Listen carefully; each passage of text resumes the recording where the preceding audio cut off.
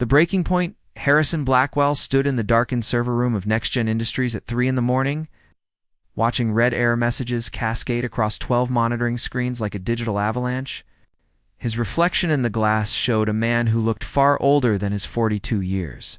Dark circles shadowed his eyes, and his usually perfect silver-streaked hair stood in disheveled peaks where he had run his fingers through it in frustration. "Talk to me." "Jenkins," Harrison said into his phone, his voice rough from hours of barking orders. "What are we looking at now?" On the other end, his chief technology officer sounded defeated. "Sir, we have tried everything.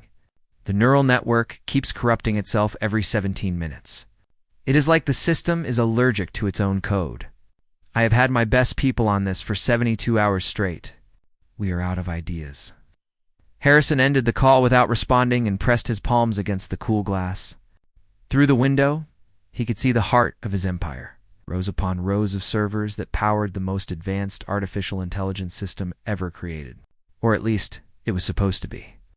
In 6 days, NextGen was scheduled to demonstrate the system to their biggest investors. 6 days to save a company he had spent 15 years building from nothing, the Astrolink. System was meant to revolutionize how computers learned and adapted. It could have changed medicine, education, climate science, everything. But right now, it was nothing more than an expensive collection of malfunctioning hardware that was bleeding his company dry at the rate of $2 million per day. A quiet observer, the soft sound of wheels on tile made Harrison turn. A cleaning cart appeared in the hallway, pushed by a woman in a gray uniform. She was perhaps in her mid-30s, with warm brown skin and dark hair pulled back in a practical bun. Her name tag read Rosalie Martinez. "I am sorry, sir," she said, her accent carrying hints of her Puerto Rican heritage. "I did not know anyone was still here. I can come back later." "No, it is fine," Harrison said, waving her in. He barely registered her presence as he turned back to the screens. "I am just watching my life's work destroy itself." Rosalie wheeled her cart into the room quietly and began emptying trash bins. Harrison assumed she would work quickly and leave.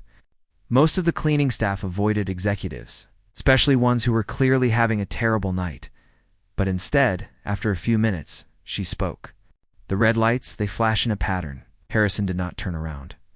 "They are error codes. Each one means another failure." "Yes, but they repeat," Rosalie continued, moving to clean the windows. "Every 17 minutes, the same sequence? Red, red, amber, green, then red again. Like a heartbeat that skips." This time Harrison did turn. He looked at her properly for the first time. She was watching the screens with genuine interest, her cleaning cloth forgotten in her hand. "You have been watching the system?" he asked, surprised.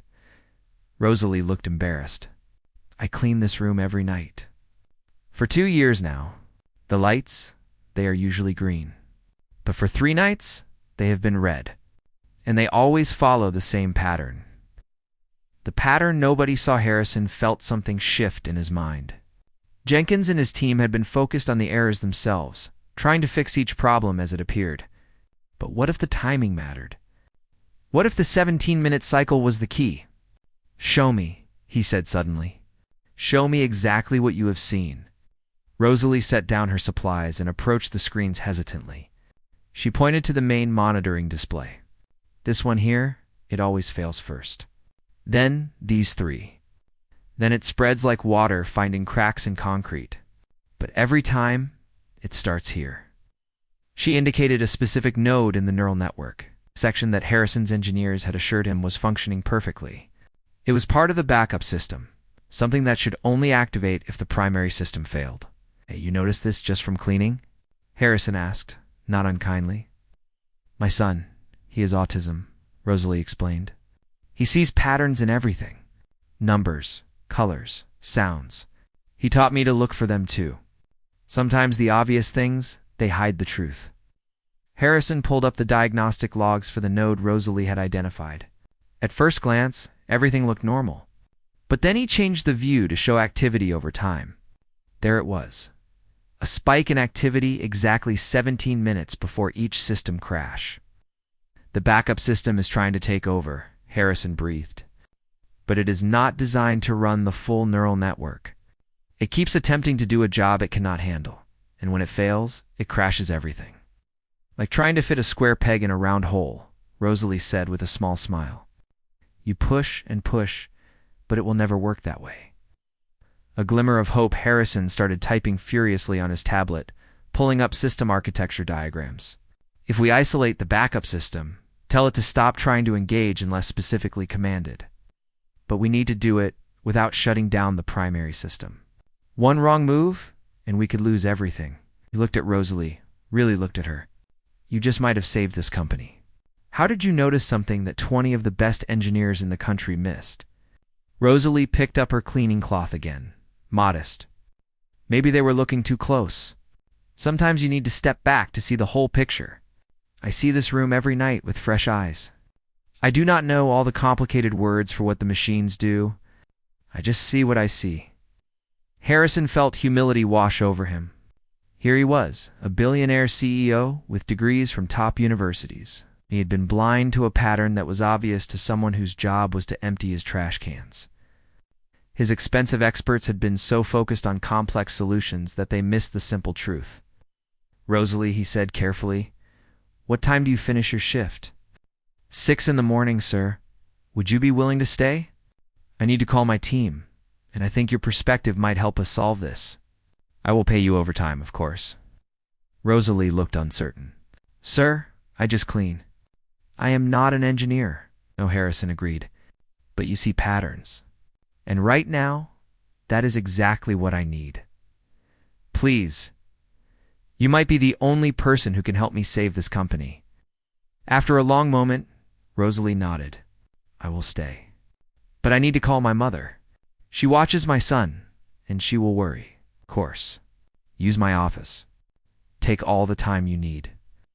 As Rosalie walked away to make her call, Harrison looked back at the screens. The red era messages continued their 17-minute dance. But for the first time in days, he felt something he had almost forgotten. Hope. He pulled out his phone and started making calls. Jenkins answered on the first ring. Sir, did you find something? I did, Harrison said, unable to keep the excitement from his voice. Or rather, someone else did. Get the team back to the office immediately. And Jenkins, when you get here, check your ego at the door. We are about to get a lesson in humility from someone who knows more than all of us. An unlikely partnership an hour later. Harrison's conference room was filled with bleary-eyed engineers clutching coffee cups and looking confused. Jenkins stood at the front with a presentation remote. But he kept glancing at Rosalie, who sat quietly in a chair against the wall, still in her cleaning uniform. Why is the cleaning lady here? One of the junior engineers whispered, not quite quietly enough. Harrison stood up, his presence commanding immediate silence. The cleaning lady, as you so dismissively put it, is Rosalie Martinez. And she has identified the root cause of our system failure. Something that all of you missed. The room erupted in skeptical murmurs. Jenkins looked uncomfortable. Sir, with all respect, perhaps we should discuss this privately first. No, Harrison said firmly. Rosalie, please, tell them what you told me. Rosalie stood, nervously smoothing her uniform. In simple, clear language, she described the pattern she had observed. She pointed to the wall-size monitoring display and traced the sequence of failures with her finger. The engineers watched in stunned silence. When she finished, Jenkins pulled up the logs. His face went pale as he saw what Harrison had already discovered. She is right. The backup system is the problem. We never even looked at it because all our diagnostics said it was functioning normally. How did you see this? Another engineer asked Rosalie, his tone more curious than dismissive now. I just watched, Rosalie said simply. Every night for 3 nights, I saw the same thing. Where I come from, my grandmother always said that sometimes the smartest person in the room is the one who talks the least and watches the most. Harrison saw the moment when his team shifted from skepticism to respect. It was in their faces, the way they leaned forward to listen more carefully. The way they started asking Rosalie questions about what else she had observed. All right, Harrison said. Now comes the hard part. We need to isolate the backup system without crashing the primary. Ideas? The room came alive with technical discussion. And there, in the middle of it all, was Rosalie. She could not understand all the technical jargon. But when the engineers started talking in circles, she would ask simple questions that cut through to the heart of the problem. Questions that made them stop and rethink their assumptions. As dawn light began to filter through the conference room windows, Harrison watched Rosalie explaining something to Jenkins, using a napkin and a pen to draw diagrams. She was completely engaged, her earlier nervousness forgotten. He realized that he was witnessing something rare, a moment when expertise met wisdom, when formal education met lived experience, when someone with nothing to lose spoke truth to power. And in that moment, Harrison knew that even if they solved the technical problem, something more important had shifted. The impossible problem had cracked open, not because of expensive consultants or cutting-edge technology, but because one woman had the courage to speak up when she noticed something wrong, and one man had the humility to listen. The real question was whether Harrison could learn from this lesson, or whether he would slip back into old patterns once the crisis passed. But as he watched Rosalie laugh at something Jenkins said, her face bright with the joy of being heard and valued, he felt something he had not felt in years. He felt like he was finally seeing clearly. Morning after the conference room looked like a tornado had struck. Empty coffee cups littered every surface. Whiteboards were covered in equations and diagrams, and crumpled papers formed small mountains in the corners. Harrison's executive team had worked through the night, and now, as the city of Seattle awakened outside the windows, they were closer to a solution than they had been in weeks. Rosalie sat at the main conference table, no longer pushed to the side. Her cleaning cart had been moved to the hallway hours ago, forgotten. She had a laptop open in front of her, something Jenkins had set up so she could see the system architecture in real time. If we redirect the backup protocol through this pathway, Jenkins was saying, pointing at a complex diagram on the screen, we can prevent it from attempting to engage the neural network. But the problem is timing. We need to implement the fix during a window when the system is not actively processing. But the system never stops processing, another engineer named Thomas Wu pointed out. That is the whole point of a continuous learning network. It is always active. Rosalie had been quiet for the past 20 minutes, watching and listening. Now she spoke up. What if you do not stop it? What if you just redirect it, like water flowing around a rock? The engineers turned to look at her. Harrison gestured for her to continue. My apartment building, the pipes were old, Rosalie explained. Always problems.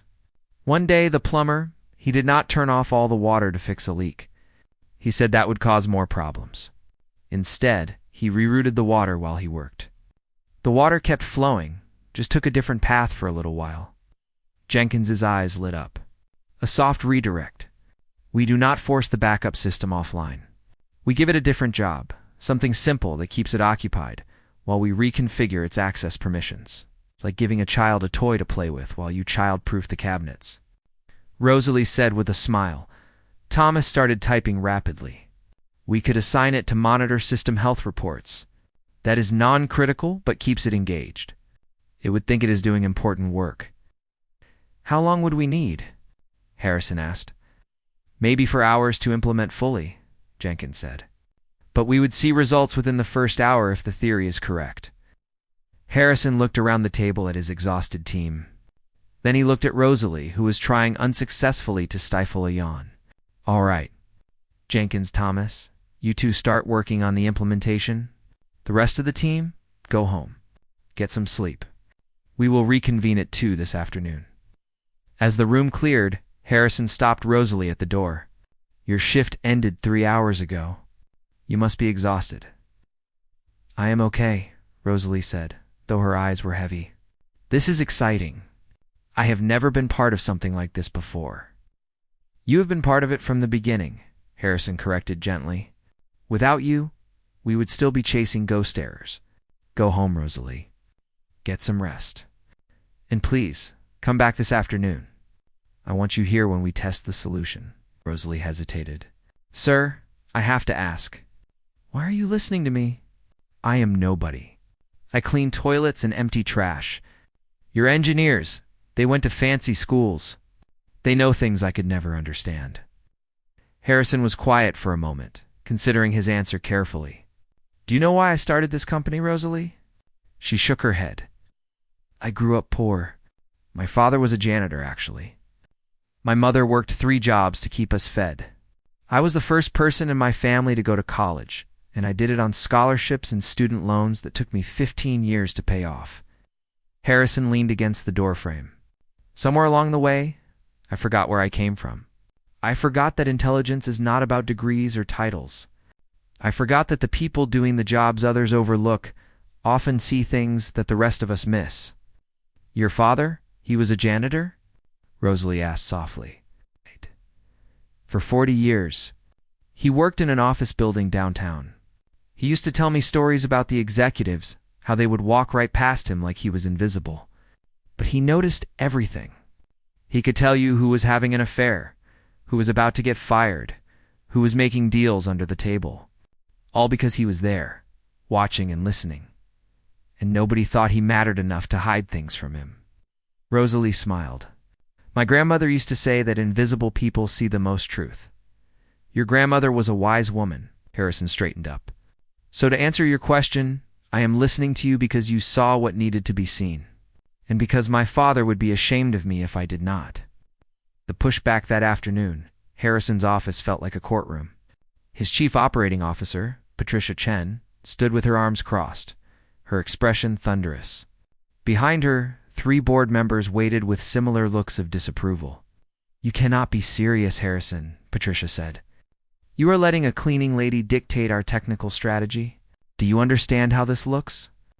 I am letting a perceptive observer help solve a problem that our experts could not solve, Harrison replied calmly. There is a difference. Board member Robert Fitzgerald stepped forward. He was old money, inherited wealth, the kind of man who had never worked a day in a job that required a uniform. Harrison, we are days away from the biggest investor presentation in this company's history. We cannot afford to look desperate or foolish. If word gets out that we are taking advice from the cleaning staff, it will destroy our credibility. And if we fail to fix the system, Harrison countered, what happens to our credibility then? We will fix it, Patricia insisted. Jenkins and his team are the best in the industry. They just need more time. We do not have more time. We have 5 days. And right now, the only solution that shows any promise came from Rosalie Martinez. The 3rd board member, an older woman named Dorothy Lansing, spoke up. She had always been one of Harrison's supporters.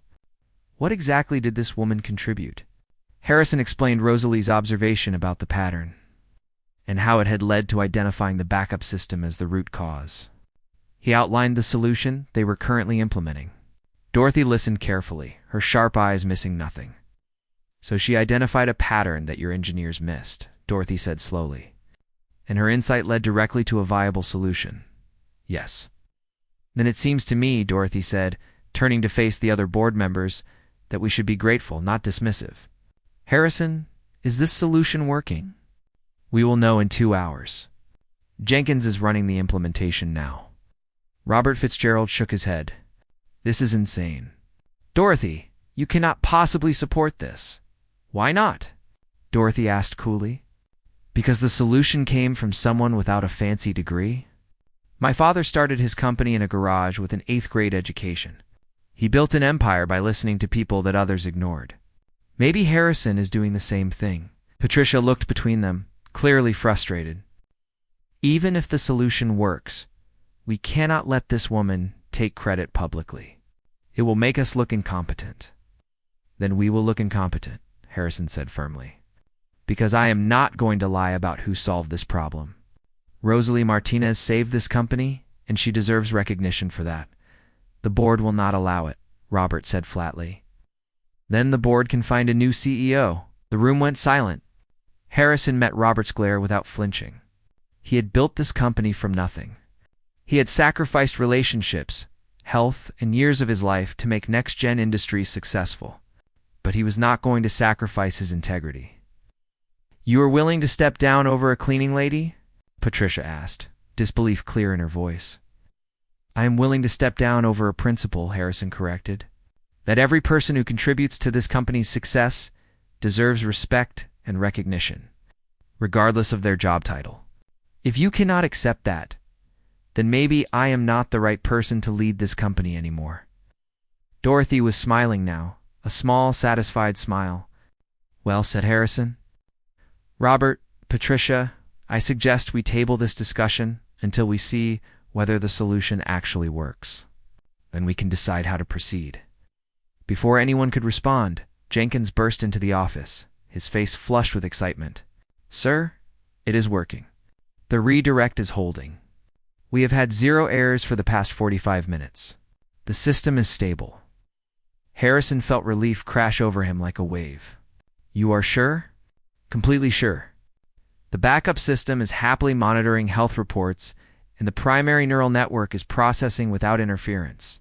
Sir, I think we actually fixed it. A revelation that evening, Harrison found Rosalie in the break room. She was sitting alone, eating a sandwich from the vending machine and looking out at the Seattle skyline. She still wore her gray uniform, though someone had given her a visitor badge to wear alongside her employee ID. Mind if I join you? Harrison asked. Rosalie gestured to the empty chair across from her. It is your company. You can sit anywhere you want. Harrison sat down with his own coffee. For a moment, they were both quiet, watching the sun set over the city. The silence was comfortable, easy. The solution worked, Harrison said finally. The system has been stable for 3 hours now. Jenkins thinks we are out of the woods. That is good, Rosalie said. I am happy I could help. Rosalie, can I ask you something personal? She nodded. You mentioned your son earlier. You said he has autism. Yes, his name is Daniel. He is 8 years old. Rosalie's face softened when she spoke about her son. He is the smartest person I know. He can do math in his head that I cannot do with a calculator. He remembers everything he reads. But the world? It does not always know what to do with people like Daniel. Is that why you work nights? So you can be with him during the day? Yes, my mother. She watches him while I am here. But during the day I am with him. I homeschool him because the regular schools, they did not understand him. They wanted to put him in special education, treat him like he was broken. But he is not broken. He just sees the world differently. Harrison thought about this.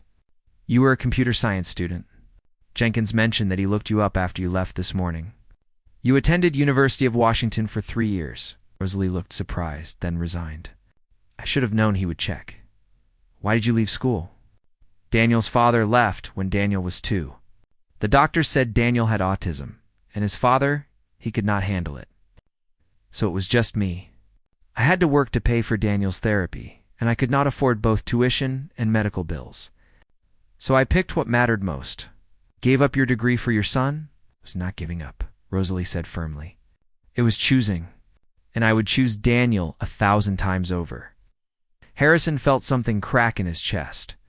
Here was a woman who had sacrificed her dreams for her child, who worked a job that most people look through rather than at, who had probably been invisible to him for 2 years until tonight. And she had saved his company. Rosalie, what if you could finish your degree? She laughed, but there was sadness in it. That ship has sailed. I am 36 years old, with a son to raise and bills to pay. I cannot afford to be a student again. What if the company paid for it? And what if, instead of cleaning, you worked in our innovation department during hours that fit your schedule with Daniel? Rosalie stared at him. Sir, I do not understand. You saw a pattern that our best engineers missed. You ask questions that cut through to the heart of problems. You think differently, and that is valuable. More than valuable. It is exactly what we need. Harrison leaned forward. I do not want to give you a job because I feel sorry for you or because I owe you. I want to give you a job because you are talented and perceptive and you will make this company better. But I have been out of school for 13 years. Technology has changed so much. Then you will learn. We have training programs. And honestly, what you did today proves that technical knowledge is only part of the equation. You have something else. Something we cannot teach. You have wisdom. Rosalie's eyes were bright with unshed tears. Why are you doing this? Because it is the right thing to do. And because I think you are going to surprise everyone, including yourself. The risk later that night, as Harrison finally headed home, his phone rang. It was Dorothy Lansing. "That was quite a performance this afternoon," she said without preamble. "You threatened to quit over a cleaning lady." "I threatened to quit over a principal," Harrison corrected, unlocking his car. "Call it what you want. You put your career on the line for someone you barely know. That was either very brave or very stupid. Maybe both." "I like it. You know, I have been on this board for 8 years, Harrison. I have watched you build this company into something remarkable. But I have also watched you become harder, colder, more focused on numbers than people. Today, I saw a glimpse of the man you used to be. I am not sure I was ever that man." "Well, you were. When you first pitched NextGen to us, you talked about democratizing technology, making advanced systems accessible to everyone, not just the wealthy elite. You talked about changing lives. Somewhere along the way, you stopped talking about people and started talking about market share." Harrison sat in his car, listening. Dorothy continued. "This woman, Rosalie, she reminded you of something important. That the people doing the jobs others overlook are just as valuable as the ones in corner offices. Maybe more valuable, because they see the world clearly. They have not learned to ignore things that are inconvenient. You think I am making a mistake? No. I think you are taking a risk. There is a difference. Mistakes happen when you act without thinking. Risks happen when you think carefully and act anyway. What you are doing with Rosalie, giving her a chance, it is a risk. It might fail. She might not work out. But it also might be the best decision you ever make. The rest of the board will not see it that way. Let me worry about the board. You focus on fixing this company, not just the technical problems, but the cultural ones too. If Rosalie can save your billion-dollar system, imagine what other overlooked people in your company might contribute if you actually listened to them." After the call ended, Harrison sat in the quiet of his car thinking. The city lights of Seattle sparkled around him. Somewhere in those lights was Rosalie, probably tucking her son into bed and telling him about her strange day. Somewhere was Jenkins, probably still monitoring the system to make sure the fix held. Somewhere were all the people who made NextGen Industries run, from the executives to the security guards to the cleaning staff. He had spent 15 years building a company. Maybe it was time to build a community instead. The risk was enormous. The board could revolt. His credibility could shatter if this went wrong.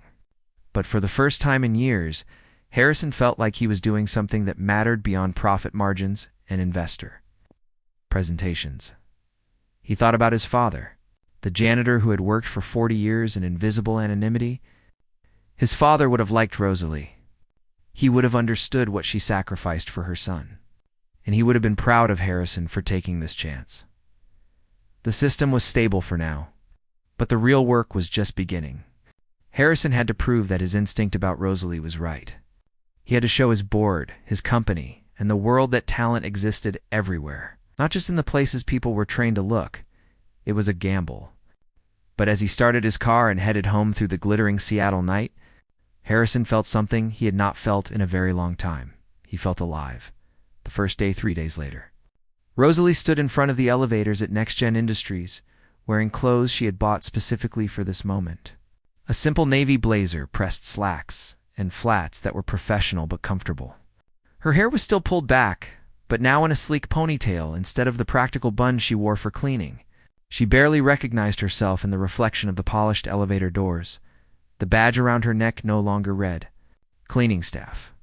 It said innovation consultant. She had stared at it for 10 minutes that morning. Hardly believing it was real, the elevator doors opened on the 7th floor, where the innovation department lived. Rosalie stepped out into a space that looked nothing like the sterile server rooms she was used to cleaning. This floor was all open concept, with bright colors, comfortable furniture, and whiteboards covering nearly every wall. People worked at standing desks, in cozy corners, on couches. It looked more like a creative studio than a tech company. "Rosalie?" Jenkins appeared from around a corner, his face genuinely pleased to see her. "Welcome to the chaos. Come on, I will show you around." As they walked through the space, Rosalie noticed people staring. Some looked curious, others skeptical. She heard the whispers start almost immediately. "That is the cleaning lady Harrison hired. I heard she barely finished high school. This is ridiculous. What does she know about innovation?" Jenkins must have heard them too, because he leaned closer and said quietly, "Ignore them. Half the people here were against me joining the company because I did not have a Stanford degree. They will come around once you prove yourself." "If I cannot prove myself?" Rosalie asked, her stomach churning with anxiety. "Then you fail honestly and learn something." "But Rosalie, I do not think you are going to fail. I think you are going to surprise everyone." He led her to a desk near the windows with a view of the city. It was clean and organized, with a new laptop, a notebook, and a small potted plant sitting on the corner. "Welcome to your space," Jenkins said. "That laptop is yours. I have already loaded it with our current project files and given you access to most of our systems. If you need anything, I am right over there." He pointed to a desk 20 feet away. "Oh, and Harrison wants to see you in his office at 10. He has something he wants to discuss." After Jenkins left, Rosalie sat down slowly in her new chair. It was ergonomic, expensive, nothing like the metal folding chairs in the break room where she used to eat her lunch. She ran her hand over the smooth desk surface and felt tears prick her eyes. 2 years ago, she had been cleaning this building at night, invisible to everyone who worked here during the day. And now she had a desk on the innovation floor of one of the most successful tech companies in Seattle. "Excuse me?" Rosalie looked up to find a young woman standing beside her desk. She had bright purple hair, multiple piercings, and looked barely old enough to be out of college. "Yes," Rosalie said carefully. "I am Kennedy Walsh. I work on user interface design." "Duh." The young woman stuck out her hand and Rosalie shook it. "I just wanted to say that I think it is awesome that you are here.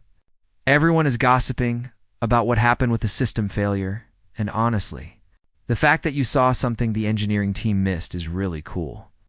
"Thank you," Rosalie said. Surprised by the genuine welcome, also Kennedy continued, lowering her voice, "Do not let the doubters get to you. Half these people would not know real innovation if it hit them in the face. They think innovation means adding more features, when usually it means simplifying things. You did that. You simplified the problem until you could see the real issue. That is brilliant." After Kennedy walked away, Rosalie felt some of her anxiety ease. Maybe this would not be as terrible as she feared. The meeting Harrison's office was on the top floor, with floor-to-ceiling windows that overlooked downtown Seattle. When Rosalie walked in at exactly 10 o'clock, she found him standing at those windows, looking out at the city.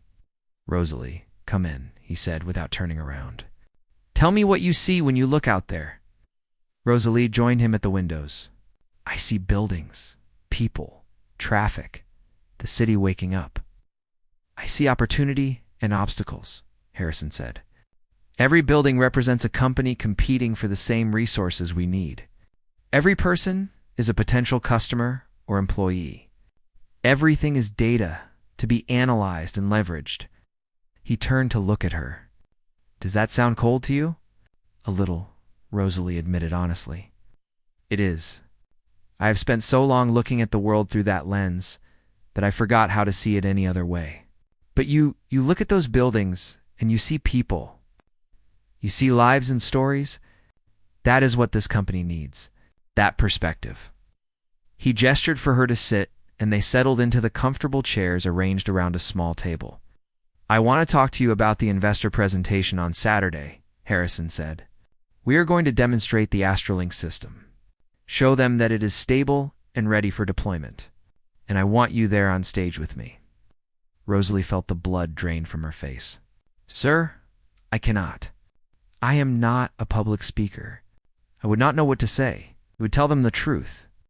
How you identified the problem, how your perspective led to the solution." Harrison leaned forward. "Rosalie, I am not going to hide the fact that you saved this company.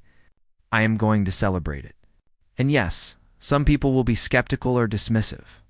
But there will also be people who see the value in what you did. People who understand that innovation comes from unexpected places. What if I mess it up? What if I get up there and freeze? Then you freeze and we handle it. But Rosalie, I do not think you will. I think you will stand up there and speak clearly and honestly about what happened. And I think you will inspire people. Rosalie twisted her hands in her lap. Why does this matter so much to you? You could take all the credit yourself. You could say your team solved it. Why risk putting me in front of investors? Harrison was quiet for a long moment. When he spoke, his voice was softer than she had heard before, because my father spent 40 years being invisible. He cleaned offices and fixed broken things and kept buildings running, and almost nobody ever thanked him. When he died, 3 people came to his funeral. 3. A man who had worked for 4 decades, who had probably kept hundreds of people's work lives running smoothly. And only 3 people cared enough to say goodbye. Harrison's jaw tightened. I do not want you to be invisible, Rosalie. I do not want Daniel to grow up thinking his mother was not important. You've solved an impossible problem, and you deserve recognition for that. Not because I feel guilty or because I am trying to look progressive, because it is the truth, and the truth matters. Rosalie felt tears slide down her cheeks. She wiped them away quickly, embarrassed. Okay, I will do it. But if I mess up, you cannot say I did not warn you. Fair enough. Harrison smiled. Now there is one more thing. Jenkins tells me you have been asking questions about our current development projects. He says you have some interesting ideas about the user interface. I was just curious. I did not mean to overstep. You are not overstepping. That is your job now. To be curious, to ask questions, to challenge assumptions. So tell me, what did you notice? Rosalie took a breath, gathering her courage. Well, I was looking at the interface for the Astrolink system, the way users interact with it, and it seems really complicated. There are so many menus and options that I think people would get lost. Go on. When I help Daniel with his learning programs, the best ones are simple. They do one thing really well, instead of trying to do everything. What if the Astrolink interface worked the same way? What if instead of showing users every possible option, it learned what they needed and just showed them those things? Harrison was nodding slowly. An adaptive interface that simplifies based on user behavior. Exactly. Like how my phone learns which apps I use most and puts them on the home screen. The system could learn what each person needs and customize itself automatically. Jenkins, Harrison said, tapping his intercom. Can you come to my office? When Jenkins arrived, Harrison had Rosalie repeat her idea. Jenkins listened, his expression growing more thoughtful by the second. That could work, he said slowly. It would require a significant redesign of the user experience layer. But the neural network is already learning user patterns. We could absolutely leverage that data to customize the interface dynamically. How long to implement? Harrison asked. For a full rollout, maybe 3 months. But we could create a prototype in a few weeks to show the concept. Do it. Rosalie, you work with Jenkins on this. Make it your first project. After Jenkins left, buzzing with excitement, Rosalie sat back in her chair, slightly dazed. Did that really just happen? Did I really just pitch an idea that might become a real feature? You did. And it was a good idea. A really good one. That is what I meant when I said you think differently.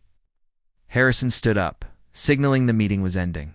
Rosalie, I know this is overwhelming. I know you are scared. But I have a feeling that 6 months from now, you're going to look back on this moment and barely remember being nervous, or I will look back and remember it as the beginning of my spectacular failure, Rosalie said with a weak laugh.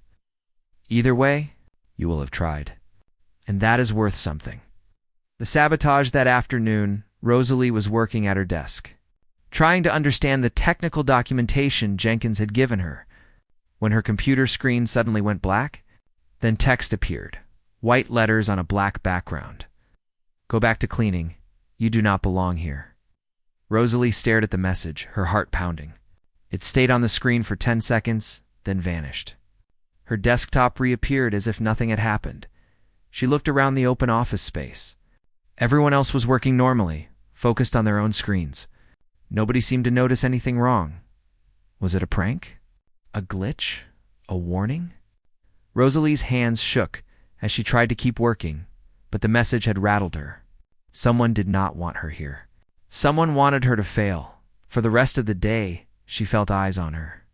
Every whispered conversation felt like it was about her. Every glance in her direction felt like judgment. By the time 5 o'clock arrived, Rosalie was ready to quit. She was packing up her things when Kennedy appeared at her desk. "Hey, someone slashed your tires," Kennedy said, her face angry. "All 4 of them. Security is reviewing the parking garage footage now." Rosalie closed her eyes. "Of course, I do not have money for new tires. The company will pay for it. This happened on company property, and it is clearly targeted harassment. Come on, Harrison wants to see you." In Harrison's office, security was already showing him the footage. Rosalie watched as a figure in a dark hoodie approached her car in the parking garage. The figure's face was hidden, but the deliberate way they slashed each tire made it clear this was intentional. "Can we identify them?" Harrison asked the security chief. "Not from this angle. They knew where the cameras were and stayed in the blind spots. But sir, this is the 3rd incident this week. Someone is targeting Ms. Martinez." "3rd?" Rosalie asked, alarmed.